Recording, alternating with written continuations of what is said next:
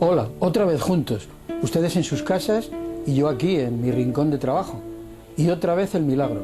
A través de este canal de 8 Madrid podemos realizar pues ese tan necesario ejercicio de memoria. Esto es España en nuestra memoria. Y hoy nos vamos a trasladar 100 años atrás. Se van a cumplir próximamente 100 años de la Gran Guerra, de la Guerra Europea, 1914. Y España no intervino en esa guerra. Fue la no beligerante.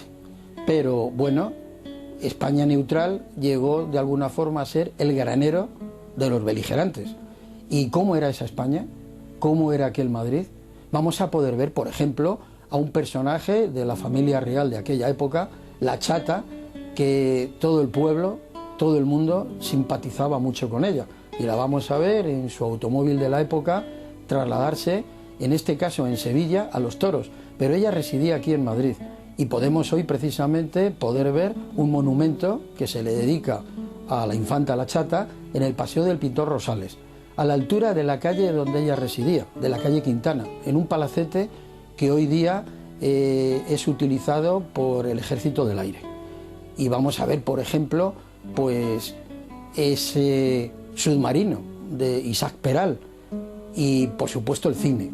El cine. ¿Saben ustedes que aquí en Madrid, en aquel año, se rodaron 9 películas? Concretamente fue Juan Roeset en el Retiro madrileño, y que comenzaba pues los principios del cine del humor. Pues bien, yo creo que lo mejor es que lo vemos y lo escuchemos. Pero pronto otra guerra va a perturbar a la sociedad, y en esta ocasión no solo a la española. El 28 de julio de 1914 estalla la Primera Guerra Mundial, o la Gran Guerra Europea como se la conoció entonces. España, con Eduardo Dato a la cabeza, se declara neutral y se mantiene al margen de la contienda. Pero esto no evita que la sociedad se divida. Por un lado, los germanófilos, más cerca de los alemanes. Por otro, los partidarios de la no intervención, como Antonio Maura. Y por último, los aliadófilos, entre ellos el conde de Romanones, presidente del gobierno entre 1915 y 1917, que pretendían que España se posicionara del lado de los aliados. Uno de los partidarios de esta postura es el político republicano Alejandro Lerroux. En este mitin, apoyado por intelectuales como Miguel de Unamuno, diría: «La guerra significa la lucha de los principios democráticos contra los reaccionarios». Le ovacionaron 22.000 personas.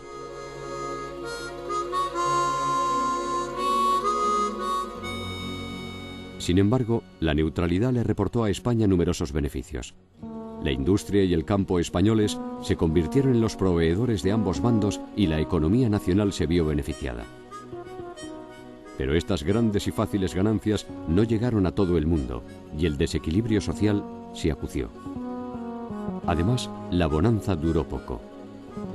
Debido a los bloqueos de las rutas comerciales, pronto empezaron a faltar en los mercados españoles los productos más necesarios y los precios se dispararon.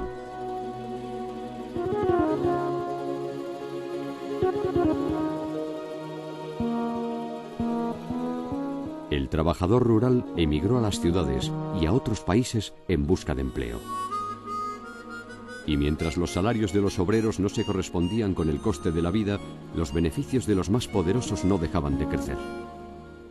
Los golpes de efecto y los atentados anarquistas se sucedían con frecuencia, por lo que era necesario intensificar la vigilancia, sobre todo con la Casa Real.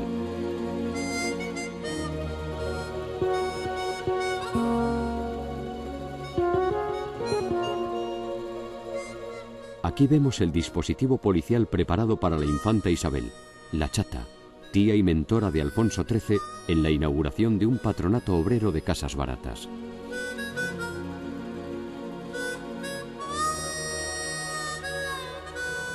La guerra también dejaría hueco para los grandes inventos. El 26 de febrero de 1917 sale de New London, Estados Unidos, el primer submarino que tuvo la Armada Española, el Isaac Peral, llamado así en honor a su inventor. Una tripulación de 21 hombres bajo las órdenes del comandante Carranza tenía que hacer posible que el sumergible cruzara el Atlántico y llegara a buen puerto. pero a 900 millas al noroeste de Tenerife sufrió un desajuste en los tanques que le hizo perder combustible. El Claudio López, el transatlántico que le acompañaba en el trayecto, le remolcó hasta Las Palmas, donde sería reparado. Era el 12 de marzo, y un mes y medio después, el flamante Isaac Peral entraba en el puerto de Cartagena.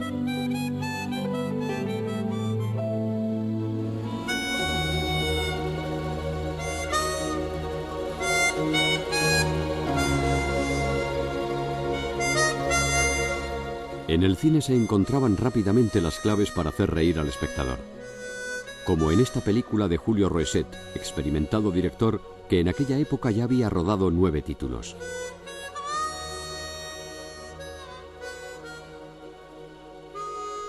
Bastaba con un paraje idílico, como el Parque del Retiro madrileño, una pareja y un agente distorsionador, en este caso, el caballero que finge leer la prensa. Tan solo con el intento del caballero de aprovecharse de la dama y con la llegada de un protector ya se desencadenan una serie de equívocos que provocan la carcajada en el espectador. Aún así, la pareja acabó casándose y celebrando el viaje de boda por todo lo alto.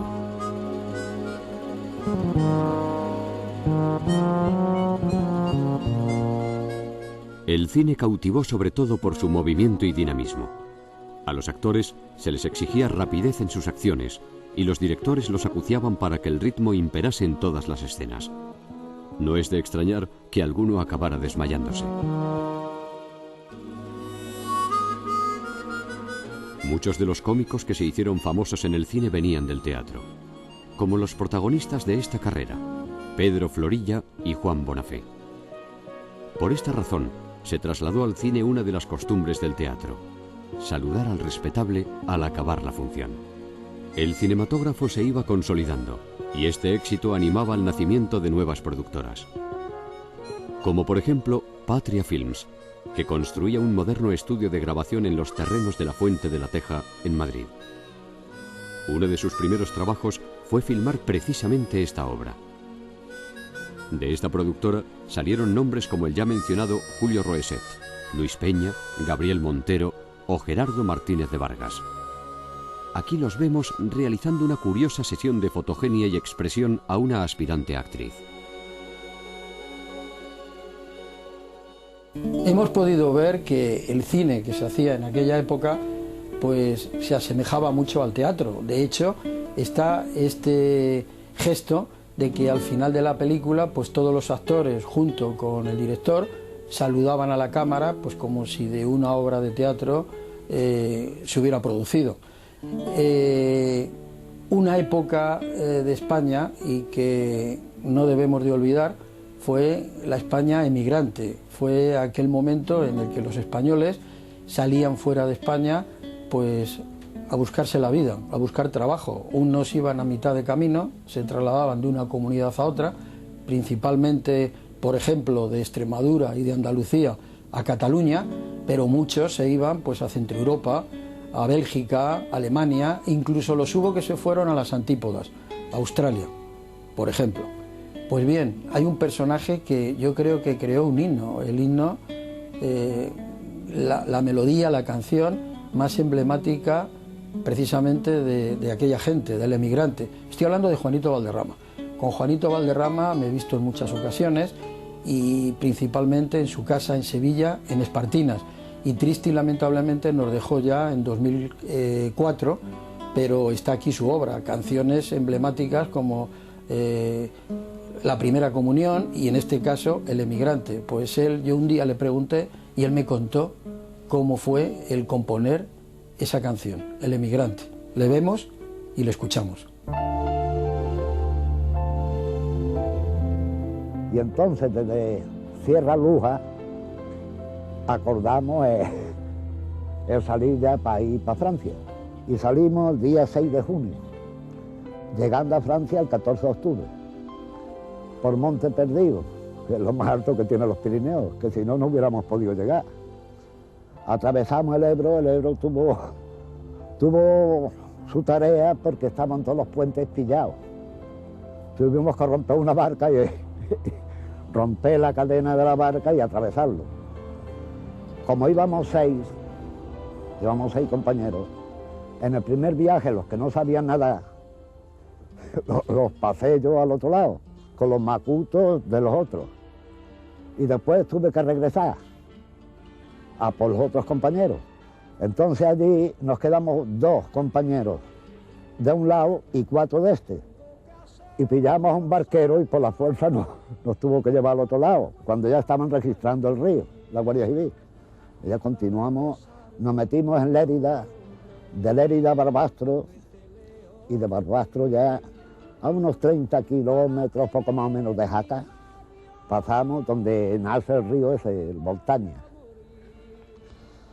Y llegamos a Francia, pues eso, la mañana del día 13 de octubre del 52. De aquí habíamos salido el 6 de junio. Es decir, que tardamos unos 3 meses en poder... No andábamos más que de noche cuando hacía luna, que por eso tardamos más, porque terreno que no conocíamos y andar sin luna y eso era para... Tuvimos, cerca de Caspe, tuvimos un tiroteo, pero no tuvimos ninguna baja. Cuando nos íbamos los 6, los cuales llegamos a Francia, es que cantaba bien, nos quedamos oyéndolo. Y fue la primera vez que escuché El Emigrante.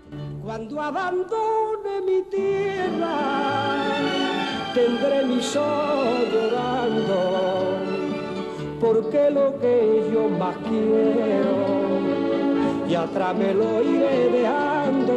El Emigrante fue la canción más importante que yo he compuesto. Recuerdo que llevaba un espectáculo de Quintero, León, Quiroga, creo que el primero que me hicieron, Rafael de León, Antonio Quintero y el maestro Quiroga, que se llamaba Redondel. Y de primera figura masculina conmigo iba Antonio Casal, que era uno de los artistas de cine más famosos de aquella época. Y de figura femenina iba una muchacha que imitaba a Lola Flores, que se llamaba María Rosa López Franco. Y el espectáculo, como digo, era muy bonito. Yo hacía un torero, José Ramírez, y Antonio Casal, otro torero, Manolo Flores, con nuestra cuadrilla detrás, que los bailadores eran los banderilleros y eso. Y el niño Ricardo hacía un fondo de guitarra mientras yo decía un verso, y Casal también. Yo recuerdo que decía, guapa, bien hecha, comprendo el ole de tu cuadrilla, y hasta que sientan escalofrío y corra el llanto por sus mejillas.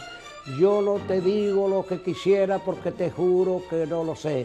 Yo me emborracho de primavera cada vez que sueño con tu querer. Algo así, era el verso, que hace tantos años era así. Y en ese momento el niño Ricardo me hizo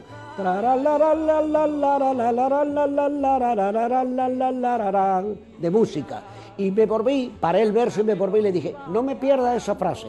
Y cuando terminamos la escena, entré dentro y yo escribí sobre esa frase, adiós mi España querida, dentro de mi alma te llevo metida. Y así nació, y además en una factura del hotel, porque yo no tenía papel para escribir aquello. Y esto fue el éxito más grande de los años 50. Y adiós mi España querida, dentro de mi alma te llevo metida. El primero que hemos podido ver y escuchar, pues habrán visto ustedes que no era Juanito Valderrama, era el segundo.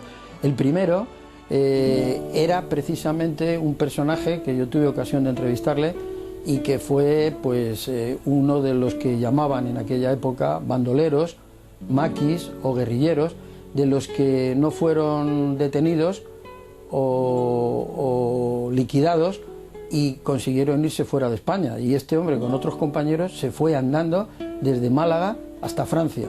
Y como hablando de este tema, que era otro distinto al tema que yo me podía imaginar que me iba a decir, mencionó El Emigrante, como que lo escuchaba en ese camino cuando caminaban por la noche huyendo de la Guardia Civil y escucharon El Emigrante. Por eso lo he incluido en este corte acompañando al autor, a Juanito Valderrama.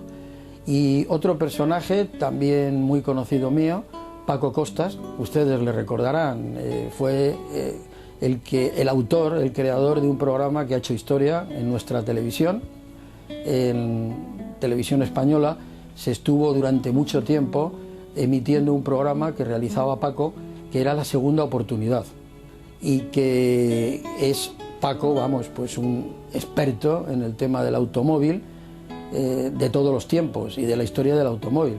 Pues bien, yo me trasladé un día a su casa, además aprovechando de que iba a enseñarle un automóvil que estaba muy ilusionado, que acababa de estrenar, era un BMW Z3, que todavía no se había estrenado en España la película de James Bond, donde se presentaba dicho automóvil, y que además estaba muy ilusionado porque era el primero que entraba en España, el primer BMW Z3, y yo fui a enseñárselo, pero aproveché y le eché en el maletero del coche la cámara para que me contara algo. Y me contó algo de aquel año de 1953, cuando él conducía por Madrid sin carné, y el tipo de automóviles que había por esas calles. Pero yo creo que mejor es escuchárselo a él. Es una delicia. Paco Costas, le vemos y le escuchamos.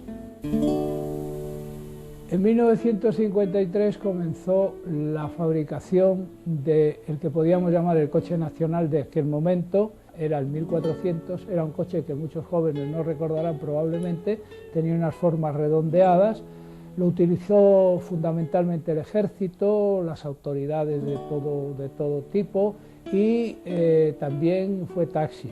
También en aquel año coincidió un hecho importante dentro de la industria automovilística española, apareció el famoso Pegaso, que mereció nada menos que una medalla especial en la exposición de Nueva York. Yo llegué a verlos correr en las pistas del entonces nuevo aeropuerto de Barajas.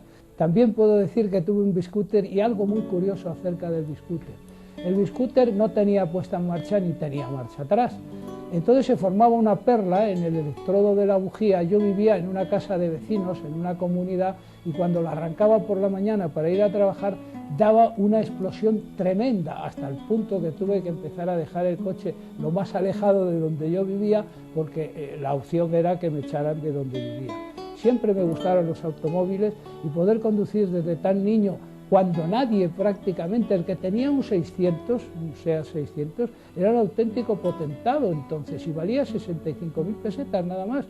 Bueno, pues yo conducía ya desde muy pequeño, y conducía naturalmente sin carnet, digo pequeño, 14 o 15 años. Recuerdo que trabajé en una empresa de nata montada, que entonces se puso de moda, como las cafeterías empezaron a aparecer por aquella época, y yo me dedicaba a repartir esa nata montada en cajitas de 1/4 de kilo, de medio kilo, de 1 kilo, por las cafeterías. Para que se hagan ustedes idea de cómo era el tráfico en Madrid, yo aparcaba aquella camioneta, que unas veces andaba y otras veces no, estaba todo el día lleno de grasa, a la puerta del bar Chicote en la Gran Vía de Madrid. La aparcaba tranquilamente. Entonces allí estaban las prostitutas más caras de Madrid, y yo, como chiquillo ya interesado en el tema, como es natural, me asomaba por allí la cabeza, entregaba mi nata, y los guardias, que eran muy pocos en Madrid, los guardias de la porra, que llamábamos entonces, con un casco muy curioso, que habrán visto ustedes en algunas películas de entonces, pues yo los conocía casi todos. ¿Cómo resolvía el tema de que no me denunciasen por no tener carné? Pues a base de cajitas de nata montada, que ellos me agradecían mucho. ¿Se imaginan ustedes ahora Madrid, un señor sin carné repartiendo nata entre los guardias de la circulación? Imposible. Bueno, pues esto que puede parecer mentira, no lo es. Así era Madrid, así era de entrañable, y así era dentro de la penuria que vivíamos. Al ser niño, naturalmente, aquello me parecía lo más maravilloso del mundo.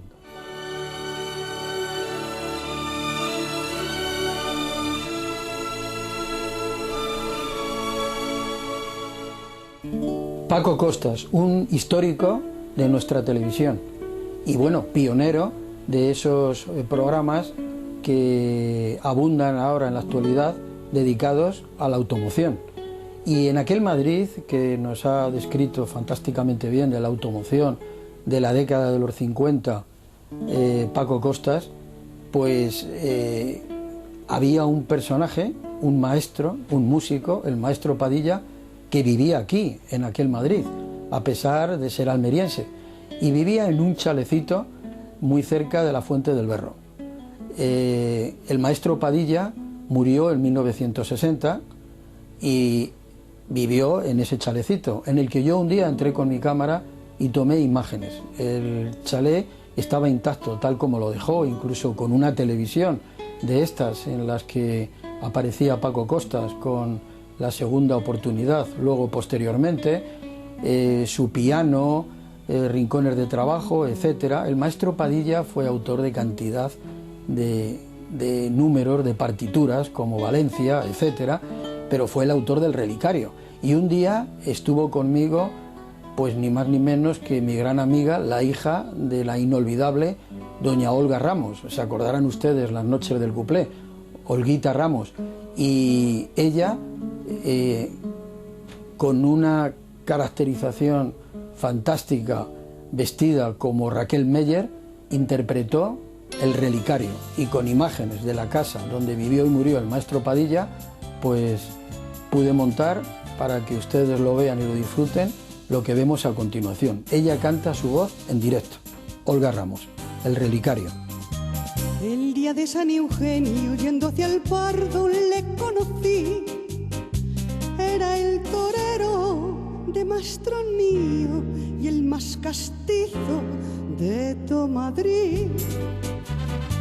Iba en calesa pidiendo guerra, y yo al mirarle me estremecí, y él al notarlo bajó del coche y muy garboso vino hacia mí, tiró la capa con gesto altivo y descubriéndose me dijo así: pisa morena, pisa con garbo, que un relicario me voy a hacer con el trocito de mi capote que haya pisado tan lindo pie.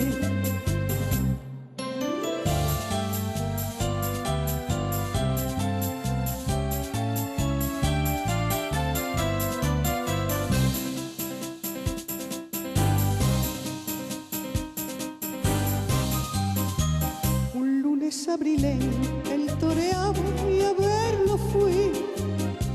Nunca lo hiciera, que aquella tarde de sentimiento creí morir. Al dar un lance cayó en la arena, se sintió herido, miró hacia mí y un relicario sacó del pecho que yo enseguida reconocí. Cuando el torero caía inerte en su delirio, decía así: pisa morena, pisa con garbo, que un relicario me voy a hacer con el trocito de mi capote que haya pisado tan lindo pie.